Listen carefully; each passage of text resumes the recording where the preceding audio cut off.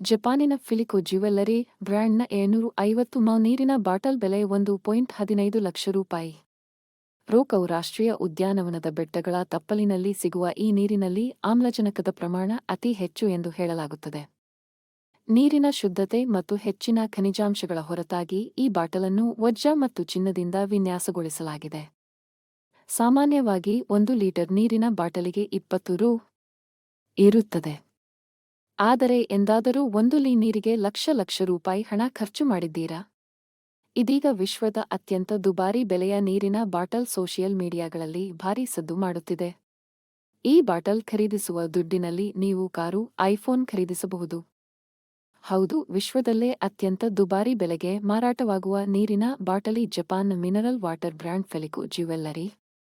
ಈ ಬಾಟಲಿಯ ವಿನ್ಯಾಸದ ಜೊತೆಗೆ ಇದರಲ್ಲಿರುವ ನೀರು ತುಂಬಾ ಪರಿಶುದ್ಧವಾದುದು ಎಂದು ಹೇಳಲಾಗುತ್ತದೆ. ಅದಕ್ಕಾಗಿಯೇ ಈ ನೀರಿನ ಬಾಟಲಿಗೆ ಬರೋಬ್ಬರಿ 1.15 ಲಕ್ಷ ರೂ. ಪಾವತಿಸಬೇಕು. ಹೌದು, ವಿಶ್ವದಲ್ಲೇ ಅತ್ಯಂತ ದುಬಾರಿ ಬೆಲೆಗೆ ಮಾರಾಟವಾಗುವ ನೀರಿನ ಬಾಟಲಿ ಜಪಾನ್ನ ಮಿನರಲ್ ವಾಟರ್ ಬ್ರ್ಯಾಂಡ್ ಫೆಲಿಕೋ ಜ್ಯುವೆಲ್ಲರಿ. ಈ ಬಾಟಲಿಯ ವಿನ್ಯಾಸದ ಜೊತೆಗೆ ಇದರಲ್ಲಿರುವ ನೀರು ತುಂಬಾ ಪರಿಶುದ್ಧವಾದುದು ಎಂದು ಹೇಳಲಾಗುತ್ತದೆ.